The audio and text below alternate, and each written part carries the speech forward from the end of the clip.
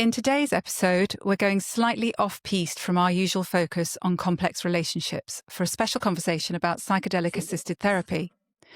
We're welcoming back Dr. Graham Campbell, who has previously joined us as a guest expert on the podcast.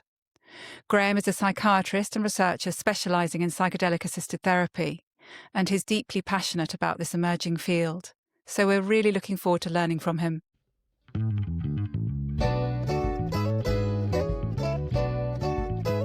Welcome to the Relational Lives podcast.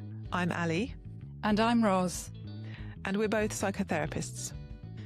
This is a podcast about the complexities of relationships and how trauma, attachment, and lived experience shape how we love and connect. Because relationships are rarely simple, and we want to give you the understanding to unlock your relationship's full potential. If you enjoy this show, please give us a 5-star review and subscribe on whatever platform you are listening on. This also means you'll get notified when new episodes come out. And we enjoy engaging with our listeners, so do reach out with your comments, or you can email us at relationallives@gmail.com. Welcome back, Graham. It's lovely to have you on with us today again. Yeah, welcome back. It's good to see you again. It's great to see you. We've waited for this for a long time, so you've got to deliver. Yeah, it's been in the pipeline for a while, hasn't it? Yeah, really the pressure's on. to it. Yeah. It's a fascinating subject, so I'm really looking forward to learning more about it. Yes, likewise. So, Graham, could you tell us, what is psychedelic-assisted therapy? Yeah, so psychedelic therapy... Sorry? A big question to start with. Big question. Absolutely. Yeah. No. So psychedelic-assisted therapy or psychedelic therapy is when you're using a drug that changes your mental state, that causes an altered state of consciousness, and you're using that in a therapeutic context, usually with sort of guided sessions with support with somebody who is either a trained therapist or has a lot of experience in supporting these kind of experiences. But the whole aim, is to go into it with an intention for some kind of therapeutic outcome. So I think in its sort of basics, then that's what it is. So something that it isn't is, although people say that psychedelic substances can be therapeutic, it's not necessarily, just taking a psychedelic with friends or by yourself or something like that. So the difference being very much in a supported environment, a therapeutic environment of which you're getting what you need to help you through whatever your experience is with an intended goal. Absolutely. Yeah. And there's often a specific intention, in some way. And obviously in the clinical trials, it might be to try and help with PTSD or anxiety or depression, maybe even OCD or eating disorders or addiction. So there might be that sort of clinical intention, but sometimes there can be kind of other intentions that are a bit more, I suppose, psychotherapeutic in their, in the goal. So that might be sort of changing your relationship with yourself, or finding your path forward in life, or unblocking things that are causing difficulty. So much like when someone attends therapy, I suppose someone might attend because they're really struggling with some kind of mental health condition, or they might come because they just want to learn about themselves and improve themselves. Yeah, absolutely. I think, for whether it is with depression or whether it's sort of in times of one's life, there are times where, things can get quite stuck. People often approach this with a sense that they really want something to change. And some kind of growth, personal growth. Absolutely. And the word transformation is often used as well, which, I think is interesting, an interesting term. It's possible. And, we sometimes, probably all of us want to be transformed in some way that's positive. But it doesn't necessarily need to be transformation. It can be, just, some kind of growth, some kind of, positive shift. So what got you into this then? We've got to ask this. Yeah, that is a good question. I thought about this morning, actually, and I think it's been so probably for about 35 years. I hope I don't look, old enough to be able to say that. But yeah, for about 35 years, I've been interested in the mind, in consciousness, in dreams. Mm-hmm. And yeah, one of my first presentations I ever did in school was about dreams and what they might mean and what they are, and this sort of altered state that we all have all the time. Not every night necessarily, but yeah, so something we're very familiar with. So I've always kind of had that interest, and as soon as I learned, I suppose from the media and from psychology A level, Mm. about psychedelic experiences, seeing footage of Woodstock on telly, and then reading about psychedelics as what's the word, as like a model for psychosis, in psychology and how they were used. I was just always fascinated. So Wow. it's been an interest of mine for a long time before I became a psychiatrist. Yeah. And it's probably influenced in some ways, or it's come from the same place in my mind that's led me towards psychiatry. And but until fairly recently, maybe the last sort of 10, 15 years, it's been a latent interest. Something that I've just spoken about with patients occasionally when it's come up in conversation. But now Mm. the research has taken off, and with neuroimaging research and then the clinical research, it's something I sort of couldn't not get involved with. Mhm. Yeah, that opportunity, you could just really get your teeth into it then. Absolutely. Yeah. Yeah, brilliant. Absolutely. It's so fascinating. So, in terms of when people come to you, and if you're thinking about when, or in terms of the research, how do you decide with people whether that's the route that they're going to take as opposed to maybe a more traditional therapy route? Yeah, that is a really good question. So, I mean, in the research, one thing I'll say is sort of, I suppose, taking a step back. There are lots of ways that people sort of find themselves, with the opportunity to have psychedelic therapy, and across, there's been an underground, uh, there's been underground availability for years, since the 60s and 70s, and that's not easy to come by, of course, and the legality and the ethical challenges with some of that can be really quite complex. But in the clinical trials, and this is really the only space that I've worked with these substances, it's it's it's probably more of a clinical process, in the sense that people are applying to treat a specific condition. So a big part of that screening process really is to meet that person, assess them, as a psychiatrist, and for there to be a psychotherapy assessment as well, thinking about how they could relate to the therapist and um, what kind of experience that they might have, or any particular challenges in the relational field, with the psychiatrists and therapists. Um, so a lot of it, is looking at somebody's medical history, looking at the medicines they're taking, um, assessing risk, Mm-hmm. and really, in the trials, everything is so exacting. So Mm. Mm. criteria, we have an inclusion and exclusion criteria, and those come from a protocol, and everything has to be absolutely exact and meeting all criteria. So actually, very few, or a smaller number of people that apply, a much smaller number actually get into trials, which is Is that frustrating for you in some ways? it is, yeah, it is. It's frustrating for everyone, really. I Mm. Mm. think obviously in clinical trial research, there's a desire to kind of get people into a trial as swiftly as Mm. possible, for the trial to progress, and then the person themselves wants Mm-hmm. some intervention. And a lot of people, when they get to that point of applying, most people, they're not sort of enthusiasts in the area or anything like that. They're just people who really, really want some help. Yeah. Yeah, Yeah. really. So Yeah. it's actually really hard as a psychiatrist to have to say, even though we don't know whether it's going to be helpful, it's a experimental intervention. Mm. really hard to actually say, I'm sorry, you Yeah. can't go into Mm. the trial. But it's that hope, isn't it? Like you say, even if it's not necessarily, you don't know what the outcome's going to be, Yeah. to having to say no to somebody who is, like you say, feeling pretty desperate, maybe feeling like they've tried other things, and Yeah. also where you potentially know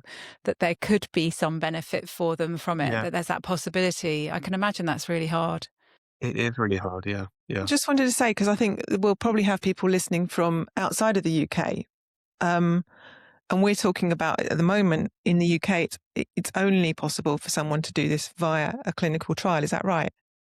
That is right. Yeah. I mean, again, there are much less legal routes, which, is not something that, I ever recommend Mm. people to do. But yeah, really, it's only really available in a Home Office approved clinical trial that's got all the licenses and the right support. Right. Um, so it is a really limited option. Whereas in other parts of the world, certainly in America, in places, Mm. certainly on the west coast of America, there there are centers where you can. I think Oregon actually is one of the places. There are centers where you can actually go. You don't have to have a mental health condition. You could go for personal growth reasons and Mm. have a supported psychedelic session. And then in Australia, they've changed it so that in sort of I think really special cases, and when somebody's really tried lots of other options, there is now access to psilocybin, which is the active ingredient of magic mushrooms, or MDMA therapy. Um, Right. but there's massive cost implications, and it's very limited still in Australia. So yeah, Mm. there are other parts of the world where you can do this, and in Holland, in the Netherlands, there you can have these kind of experiences, but usually they are very cautious about people who have challenging mental health problems. It's more of a sort of growth and wellness, Okay. experiential kind of Okay. approach generally. Okay. Could you share with us what are the substances that are used within the trials then? Yeah. So the most commonly used psychedelic is psilocybin, or Mm. um, or variants of it. So psilocin is one of the active metabolites of psilocybin. So psilocybin is the active ingredient in magic mushrooms, Yeah. and um, people sometimes think that we're actually using mushrooms or extracting psilocybin from mushrooms, but it's usually more of a synthetic Okay. medicine, because it has to conform to the purity standards and sort of medicine regulation standards. So psilocybin's a really is a really commonly used psychedelic in the trials. MDMA is one of the other um, common ones, and it's tended to be used for PTSD. There have been Okay. studies that look at MDMA therapy for PTSD. That's that has there's been a lot of work into it and a lot of positive outcomes. But there have been challenges from the FDA, which is the American Medicines Regulation Organization. Challenges about the research and the outcomes, and they haven't approved it. So there's likely to need to be more studies with MDMA, and even LSD and DMT. So Mm-hmm. um, LSD is a lot like psilocybin. Okay. Maybe we can talk a bit more about what these things do, but it's a much longer acting psychedelic, and Okay. obviously lots of people know about LSD, and it's got that kind of uh, what's the word? Maybe stigma around it from from the 60s, 70s, but it's much longer, and that's yeah, more traditional like psilocybin. DMT and 5-MeO DMT, which are two different types of DMT, they're much shorter acting, maybe even sort of half an hour Okay. an experience, but often much more intense than, or much more, yeah, much deeper and more all-encompassing experience than these other ones.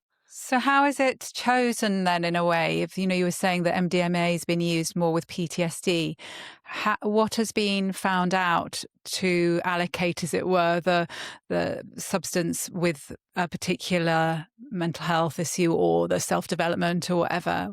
How's that decided? Yeah. So I think that's really come from experience of these substances over the years. Hmm. When MDMA has been around for a long time, a surprisingly long time, but when it was synthesized, in the last century, people were using it for relationship therapy, Hmm.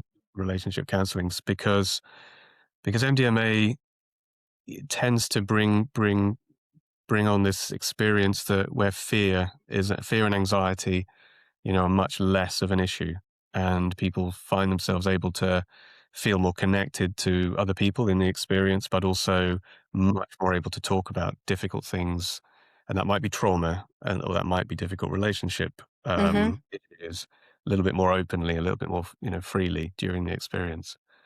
So MDMA has often been thought, and it's much less psychedelic in the sense that, you're much more able to have a conversation with someone. You're much more able to, So it's less uh, altered in some ways. absolutely, yeah, yeah, and it can be quite psychedelic, but usually it's a lot less. Yeah, people are a bit more sort of in the room and a bit more able to engage. Hmm. Um, Which would work then, I guess, for couples therapy, wouldn't it? That would be Yeah. yeah, very yeah, helpful yeah, Yes. to absolutely. continue to be able to be engaged with it. Yeah. Yeah. Yeah, and I don't know of any actual. I mean, this is probably my sort of lack of awareness of it, but I don't know of any large trials that are really looking at couples therapy now, and maybe Okay. that's part of the challenge of getting trials done and approved, but also maybe it isn't sort of high up on the sort of clinical priority list for certain companies, but there is, there's quite a bit of anecdotal evidence that can be helpful in that supported setting. Mm.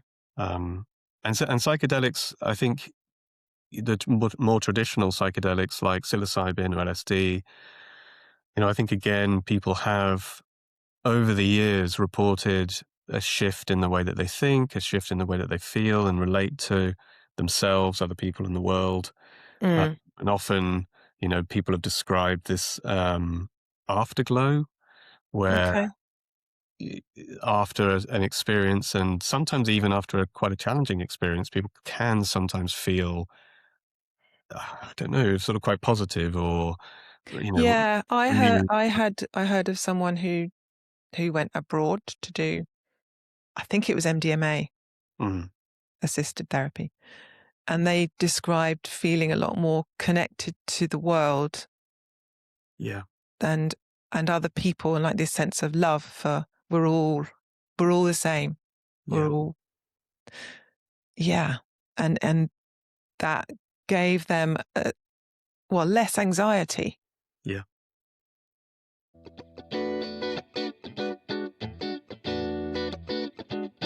And how much have you found in the research that, I guess there's follow-ups and whatever, how much has it been sustained, the experience, when it's been a positive experience in sort of one of these ways perhaps you've described, and Yeah. that afterglow?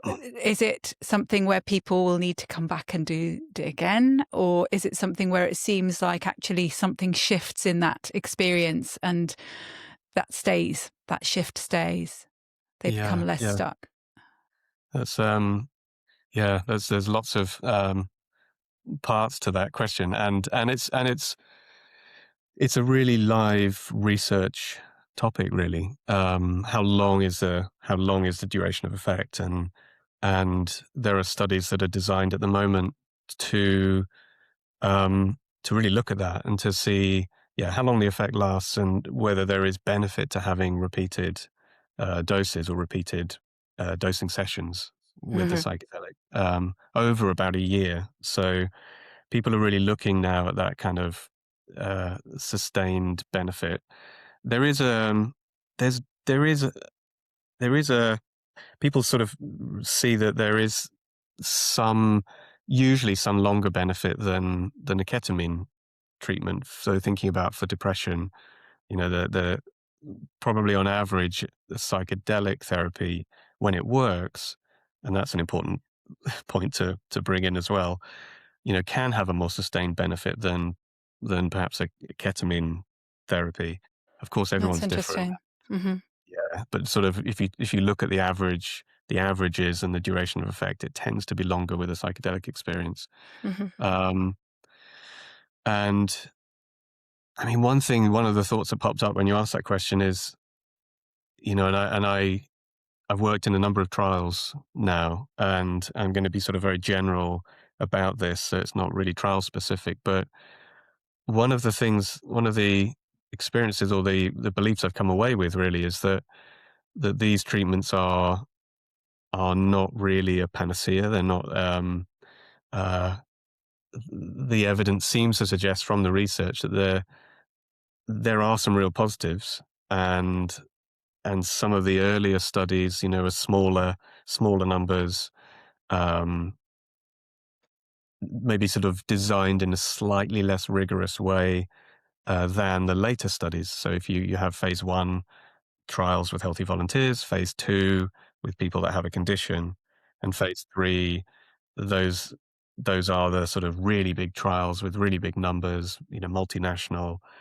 Um, and when you get the really big studies, they kind of give you a little bit more conservative outcomes Right. because it's all statistics really, but you kind of take out more of the outlying results, and you get more of a sort of accurate impression of what happens over a population.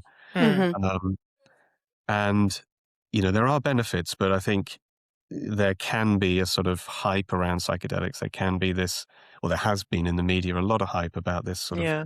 magic bullet approach, and this is going to be way better than antidepressants or therapy itself, or all of this stuff. But I think the thing I've come away with is that this could be a powerful treatment for some people, but it's not going to work for everyone, Hmm. and there are risks associated as well, which What are obviously. they? So it usually relates to the fact that a psychedelic experience is often thought of as a psychedelic is like a non-specific amplifier. Um, Okay. so people have made the connection that in the past that psychedelics are a bit like the invention of the microscope or the telescope. It allows us to um, magnify things, uh, You but it's might not want to actually magnify everything, exactly, or there are yeah. some things you really wouldn't want to magnify. Well, that's it. So the some of the I mean, I'll sort of go through some of the risks in order of severity. The most severe possibilities really are that it triggers a psychotic or manic state. Um, Okay.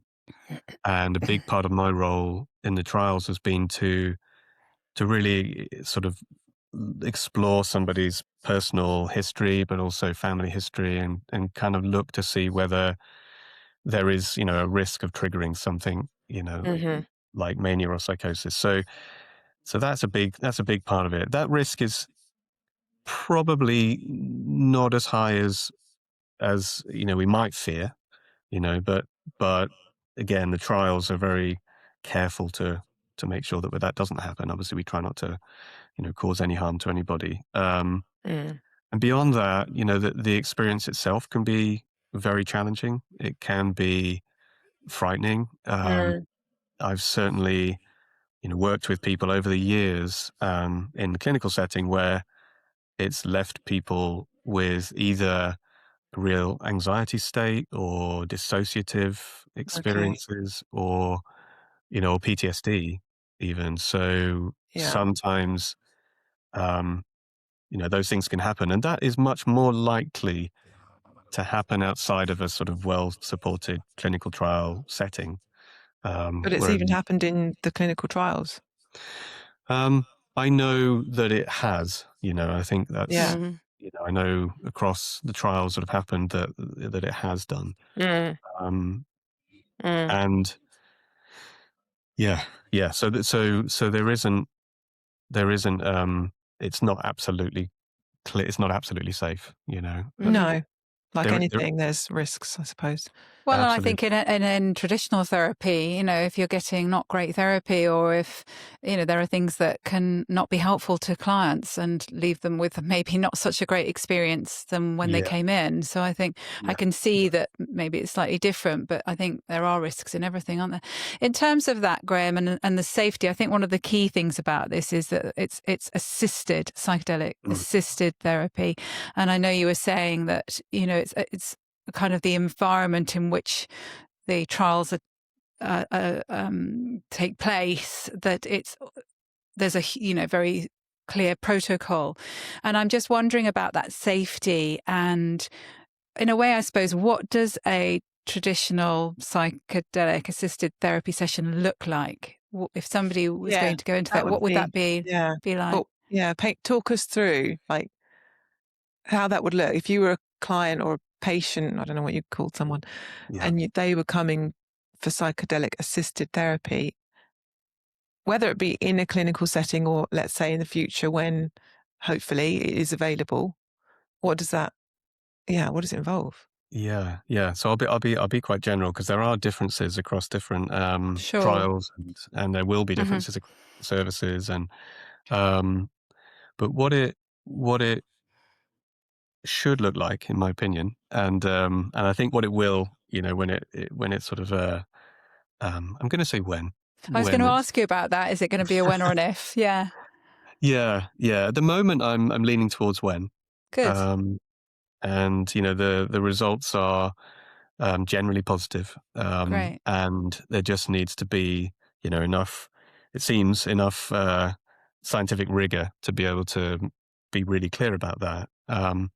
So So what it should look like is screening, you know, is to really understand the person that you're working with, really as far as you can. And I think that really, you know, maybe I'm biased, but psychiatry input there I think is really quite important, because of the risk of, you know, triggering conditions that may not be obvious to the individual or to, you know, to some other practitioners. Mm, So I think a full psychiatric history is really, really useful. mm, But then really just getting to know the person, spending some time with that person, understanding their life experiences beyond that clinical history, um, understanding early life experiences, their social network, relational network, you know, all of these things. So so that could take um, a while in itself, I guess, couldn't it? That yeah, initial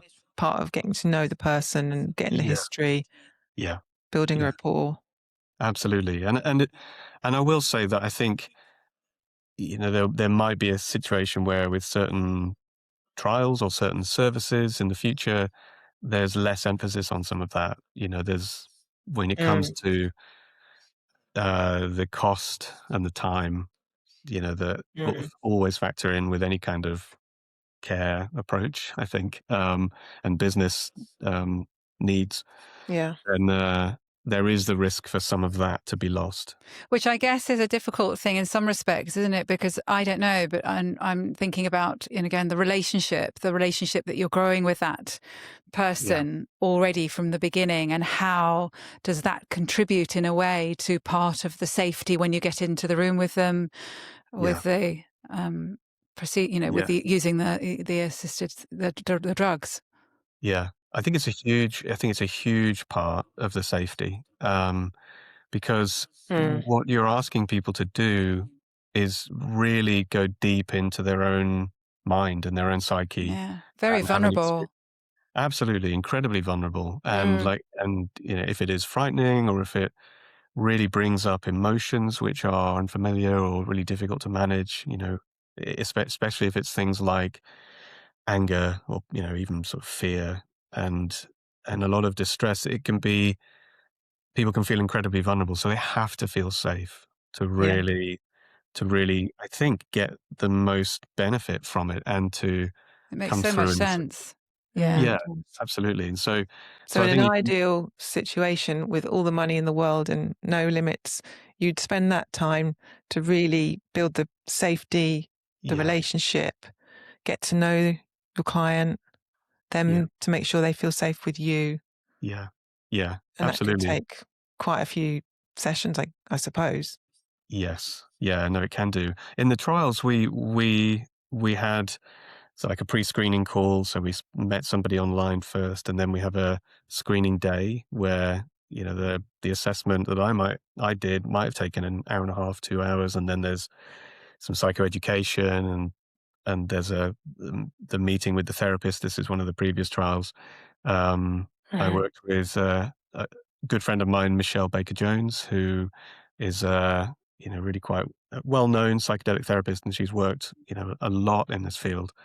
And so she would often have some time with the person, and then we would meet them together after all the different assessments, and Mhm. and and there'd be check-in calls, and then we'd have more uh, preparation time, and again, time to build rapport the day before the dosing experience, the day Okay. before the psychedelic experience.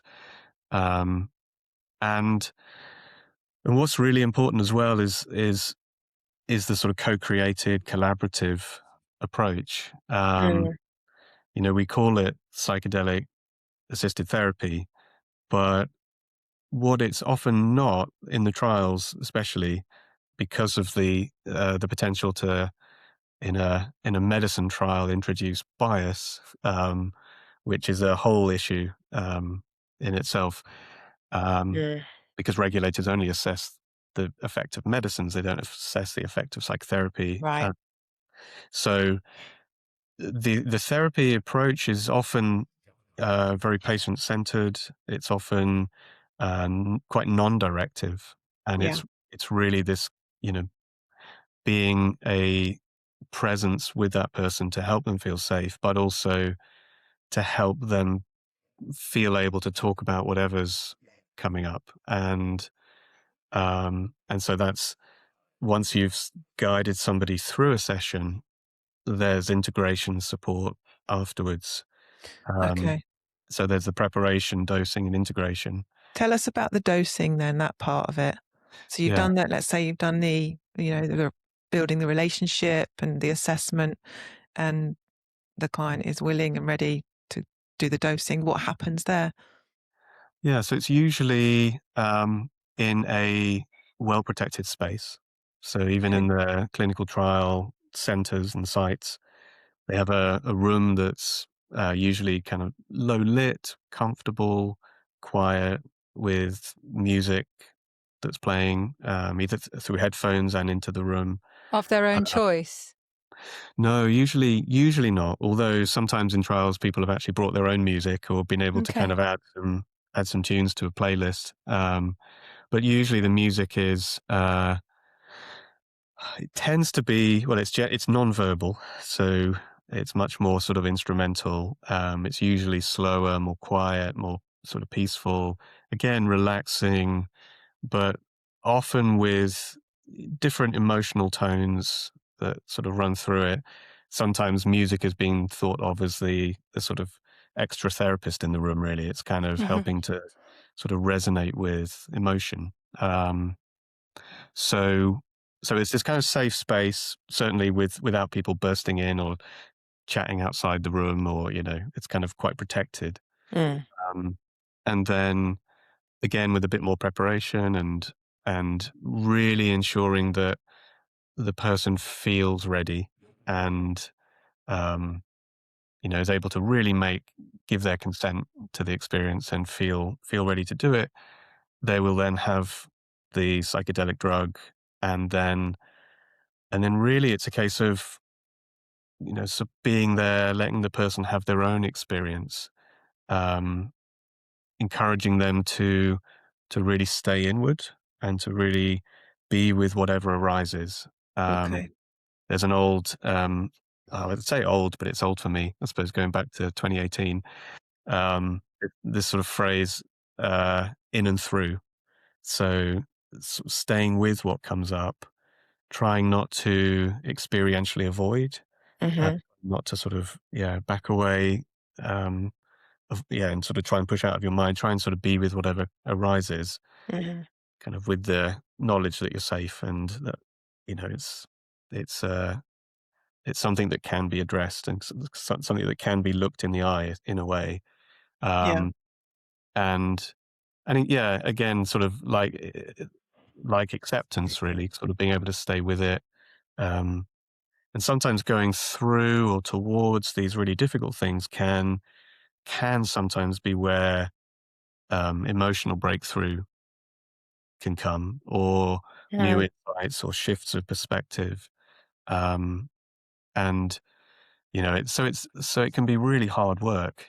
Mhm. It's rare that in psychedelic therapy, I would say, that people have, sort of just a blissful, expansive experience. These things can happen, of course, the sort of more mystical experience.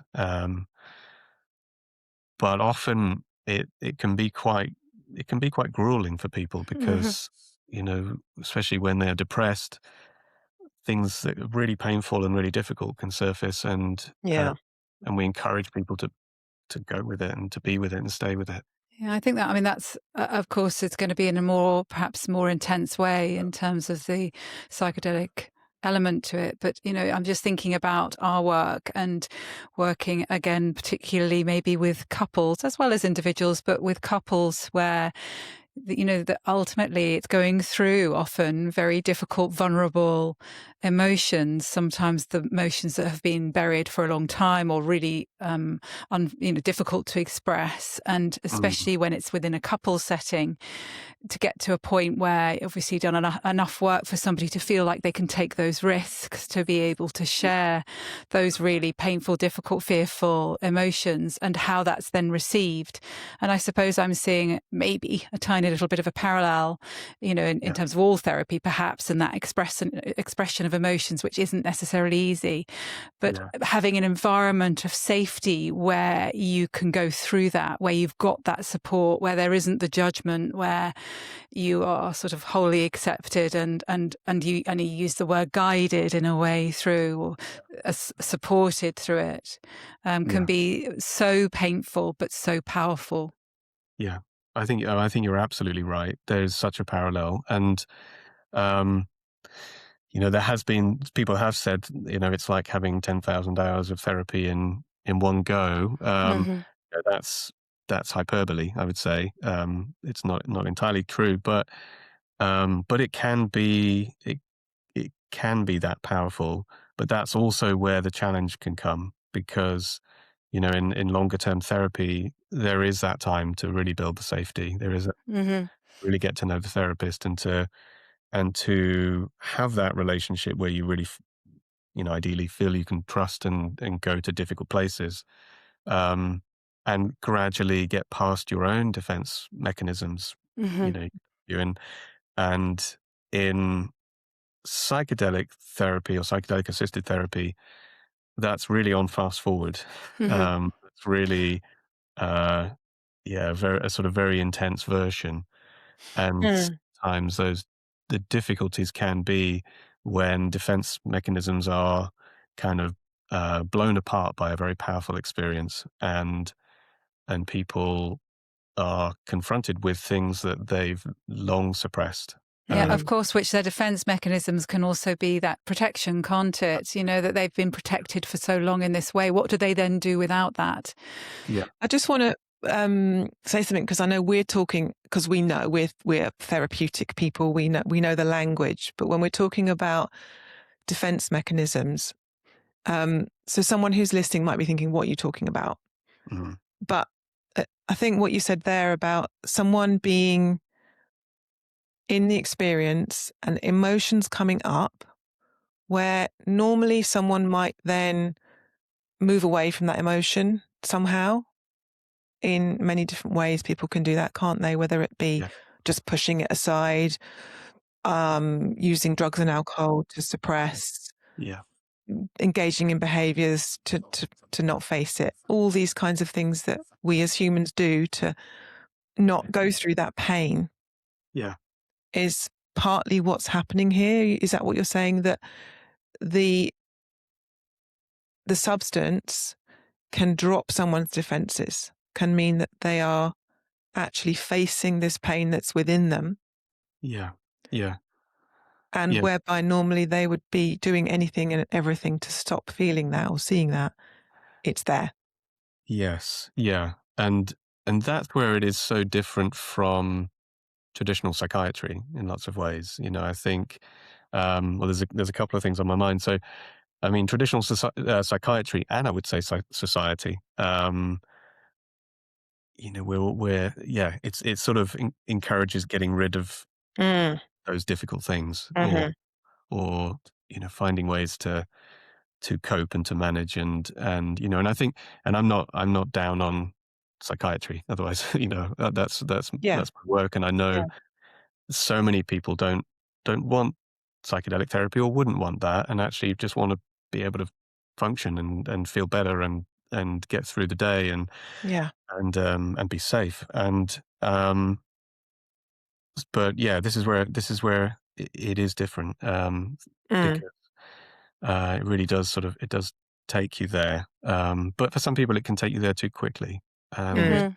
Mhm. it can be, the integration process can be really challenging. Um, it can be challenging because, sometimes people experience a lot of anxiety. It can feel like, one thing I was going to say was the definition of psychedelic, or the actual meaning of the term, is mind manifesting or Right. mind revealing. Mm. And so it is like, you're seeing or experiencing more of your mind, in a sense. Yeah. And it's like, once you've seen it, it's hard to unsee it sometimes. Mm. Which I guess Um, is why that follow-up that you're talking about Mm. afterwards is so essential, yeah, Mm. following the ab- experience. absolutely, absolutely. And I think, yeah, having that support there afterwards is really important, and managing some of the distress and anxiety that can come with it. And sometimes, I know your podcast talks a lot about relationships, but that's sometimes where some of the instability can arise, Mm. because with this kind of experience, some people refer to it as like shaking a snow globe. It kind of Mm. sometimes brings a lot to the surface. It shakes things up in your mind, in your being, in your ways of relating. And obviously, that can be really positive. That can be helpful for the individual. That can be maybe Mhm. seeing certain dynamics that have been unhelpful, and can be changed and worked with. That can be having a more positive connection with other people, and better connection with other people in the world and themselves, and a lot of shift that can happen in a positive way. But even if all of that positive stuff happens and people feel less depressed, and it's had a beneficial effect, that can still cause a real shift in the person's social network. Mhm. And And the dynamic of their relationship Mhm. if they're in a couple. abs- Mhm. absolutely, Yeah. Well, again, over. that's not necessarily. I mean, I don't know whether it's more extreme in terms of the intensity of the experience with psychedelics, but I mean, that can also happen in the course of therapy, can't it? Where somebody's, Mm. worked through stuff, or work and making changes for themselves, and then going into their relationship or whatever, and that being then unfamiliar for the person they're with, and can sometimes be tried to be pulled back into what they've known, rather Yeah, than accepting maybe what these changes are, or that yeah, they've gone through. absolutely. And when it happens quickly, Yeah, it after must be more a sort of whole shocking or experience. surprising. Absolutely, Yeah, absolutely. I've yeah, I can certainly imagine. I've certainly known people who, I mean, just to sort of boil it down to its very basics, have become less depressed, and remarkably so. I mean, I will say, in this situation, this person, and then another member of the family has become incredibly depressed. Mm. There's something that is evident, that Who's the carrying it? In the exactly system. the Yeah. In that. exactly Yeah, the dynamic in the family is yeah, is affected quite profoundly. yeah.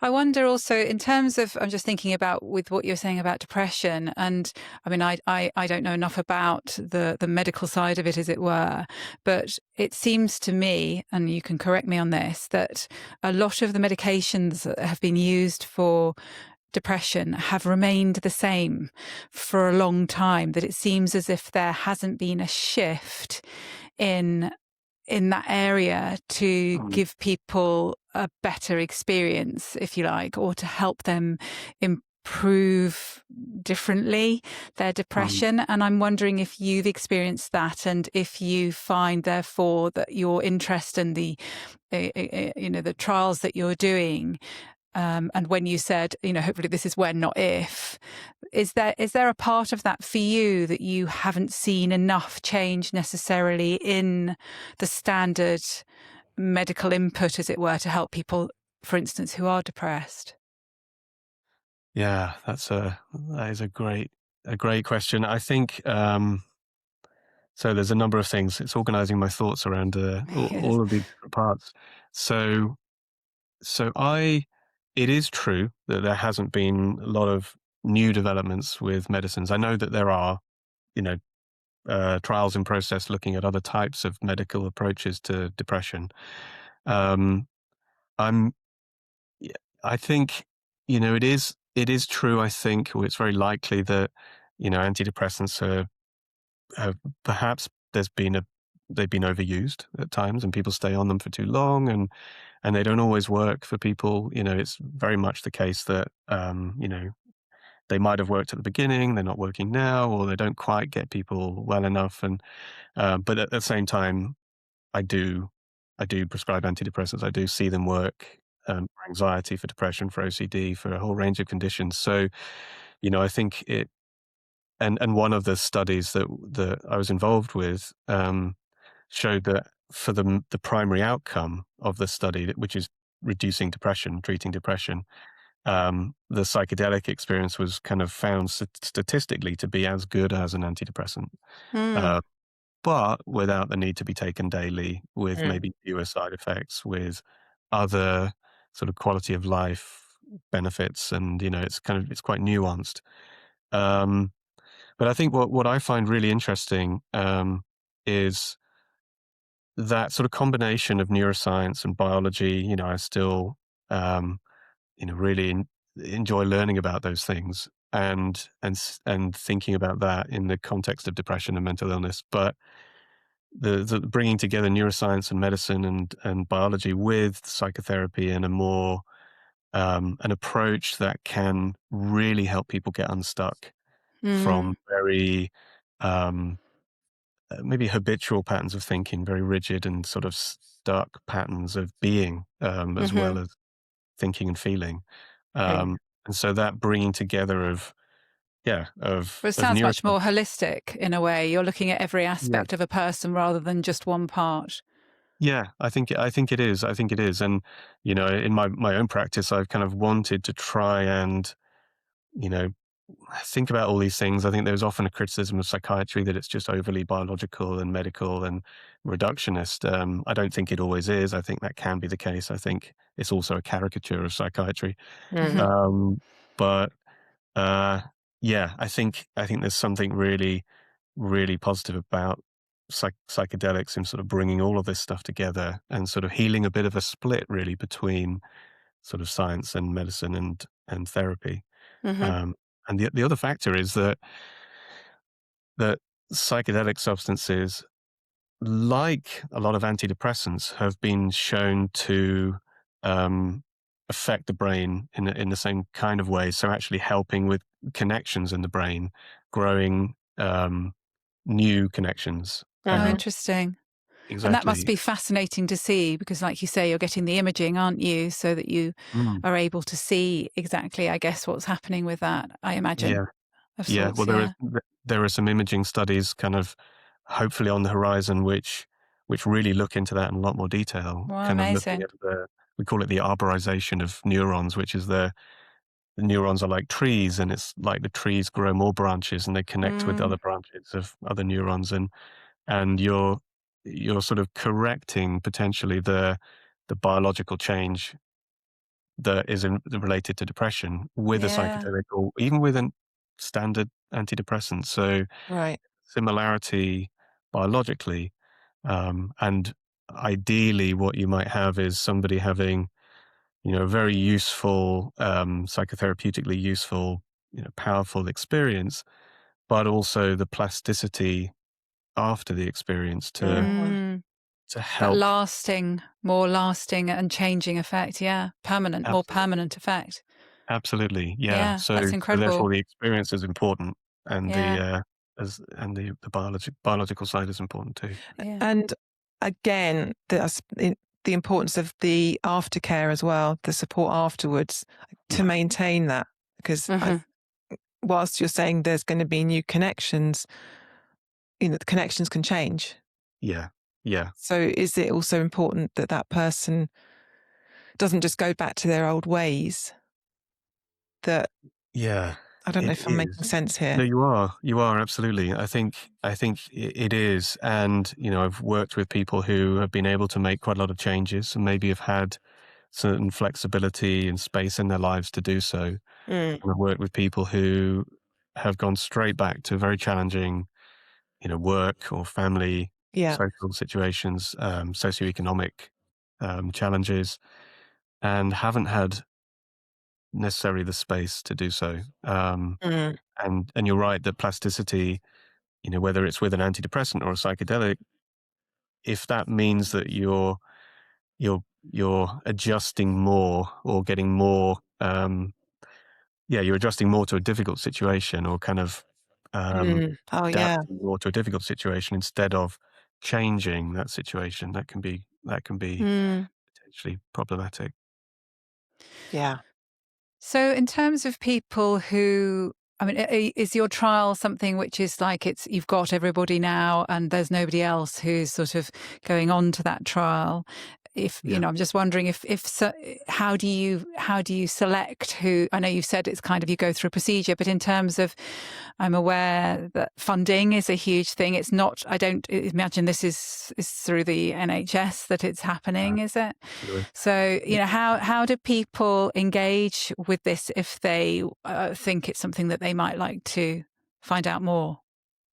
Yeah. So I would say, look online. There are certainly adverts that pop up from different trial research sites, looking for volunteers. Some of the main ones are Imperial College in London, King's College, which is sort of NHS affiliated as well. There is a sort of link with the NHS at King's College.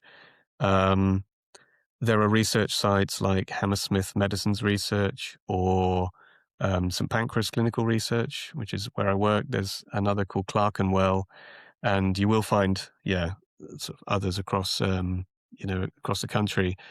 MAC was another one, up in Liverpool, Manchester. So there are a number of trials happening with different substances, with different approaches to therapy, Yeah. and for different conditions with different criteria as well. So you Mm. can either look for those adverts online. Sometimes when people see a GP or a psychiatrist, they might have that discussion and then not necessarily be referred, but suggested to do that and sort of seek the different trials. But new trials are coming up, not all the time, but there's still new trials happening. Mm-hmm. Okay. Yeah, that's useful for people to know, isn't it? Because people might want to take part in a study. Or Yeah. find out more at least. Yeah. Yeah. Yeah, absolutely. It's been so fascinating, hasn't it, Ali? It's been Yeah. great, Graham. I do have one more question. Well, I have lots of questions, but I know we're running out of time. So I was aware. Yes, we could keep your morning. Yeah. Are there any side effects to actually taking the substance? Like if you're having alcohol or something, you might have a hangover or a come down off a drug. Yeah. Yeah.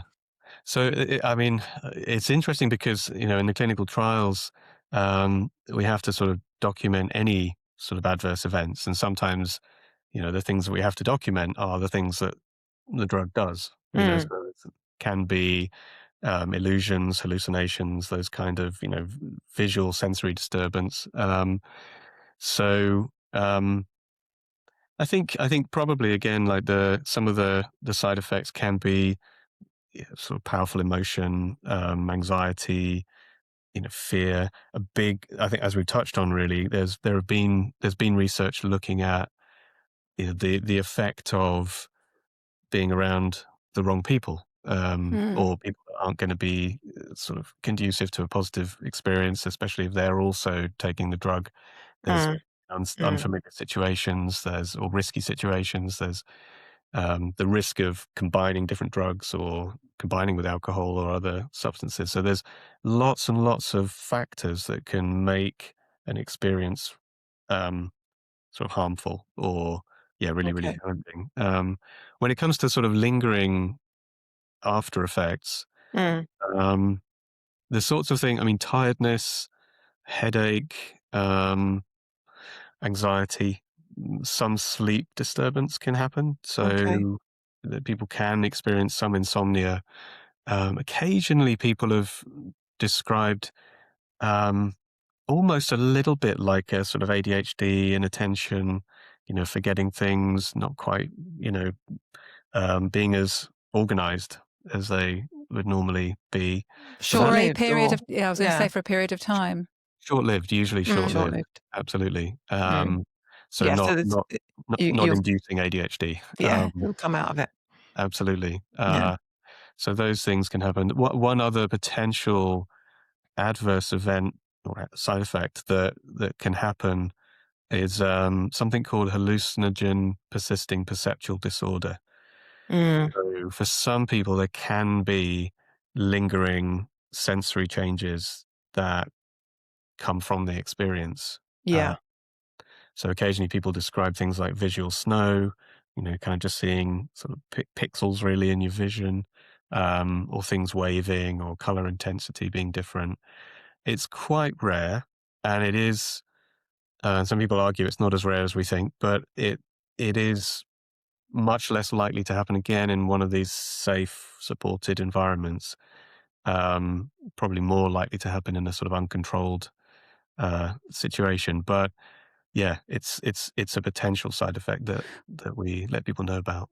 Which I guess then, just you saying about the uncontrolled environment, this is what's really important, isn't it? About Mm. safety Yeah, and how, people are going to, how this is experienced for people, that it's so important to do it in an environment that's safe, that's yeah, got the yeah, right professional experience yeah. around Absolutely, it. Yeah. absolutely. Yeah. Because there's so much to know as well, and we have touched on the legality a little, but these drugs, as traditional psychedelics like LSD, psilocybin, they're actually Class A still in this country. So they and Schedule 1, which means that still officially the law views them as something that has no therapeutic benefit and is just a dangerous recreational drug that can cause a lot of harm. So um, the legality is something that kind of people have to be aware of, but the legality and the stigma around these things can also stop people seeking help, and Yes. and It that's can where work integration. against. Yeah. Absolutely, that's where psychedelic integration groups can be helpful, which What's are that? that we've run one in Brighton for a number of years, and then in London as well, where people can come together, and talk about experiences in a safe, supported setting. It's more of Okay. a sort of conversation group and discussion group, completely away from any substances. There's nothing not related to substances or accessing substances. It's very much about being able to talk about your experience and feel heard and listened to. Um, because while it's criminalized still, the risk is that people either get into serious trouble with the law or that they just feel that they can't actually share it. Risk of certainly younger people, the Yeah. risk of, Yeah. of criminal response. I have to admit, I'm very curious about it. Part of me thinks I'd love to try it, but then I'm someone who likes control, and the idea of not having control feels quite scary to me. And I would Yeah, imagine that's probably true of quite a few people yeah, with anxiety. yeah, yeah. Absolutely. And I think that I would say that really has to be respected. Um, Mm. and, that's where it's so important for people to have as much information as they can about what might happen Yeah. about what they might experience, about what's normal essentially for such a powerful experience. Yeah. And to be able to feel safe to go into it. And the challenge around informed consent is that y- nobody knows how the experience is going to really unfold. Mm. Mm. And being able to articulate and describe that accurately to someone who has never had an experience like it before um, is really hard, because people can imagine that they're going to feel blissful, they're going to maybe have hallucinations or see things, but the degree of reality change and the physicality sometimes of the experience can be um, profoundly disorientating and frightening. Mm. Mm. And that and we often encourage people to sort of relinquish control and Yeah. feel able to relinquish control. But for a lot of people, either it's very hard to do, or the inability to do it can cause a lot of challenge in the experience, a lot of Mhm. difficulty in the experience. So it's Yeah. yeah, it has to be approached with a lot of caution and care, and for that to be respected. Mm. Mm.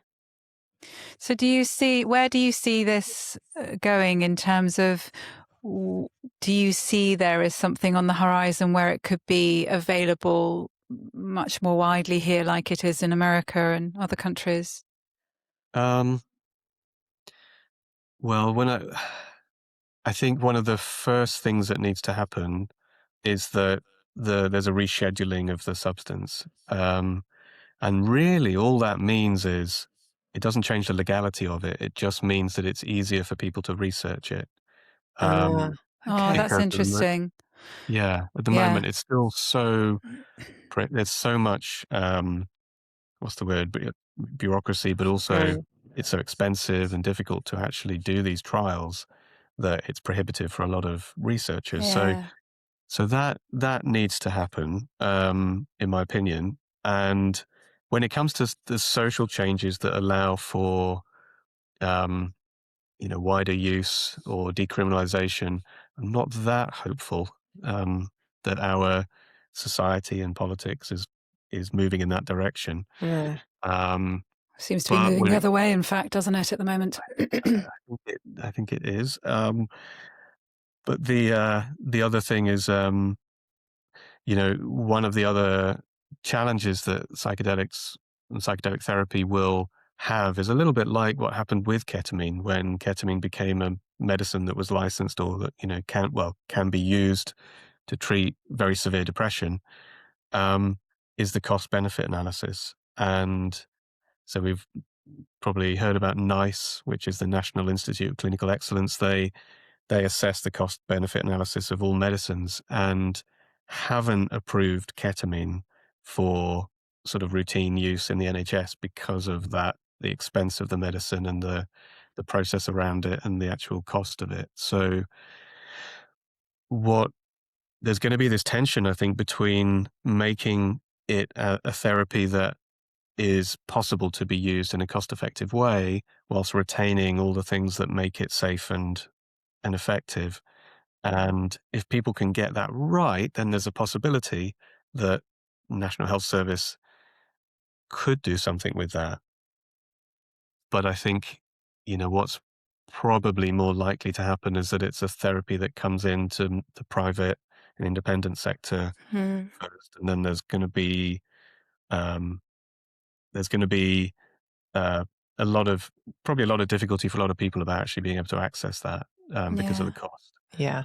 Just feels Um, so wrong, doesn't it? For me anyway, it feels so wrong, and it feels such a shame because, I don't know again enough about this, but I wonder about how much is looked at in terms of the prevention, or that if this is a really effective way of helping people with depression, let's say, how much money is spent in other ways on a much longer term basis, perhaps? Yeah.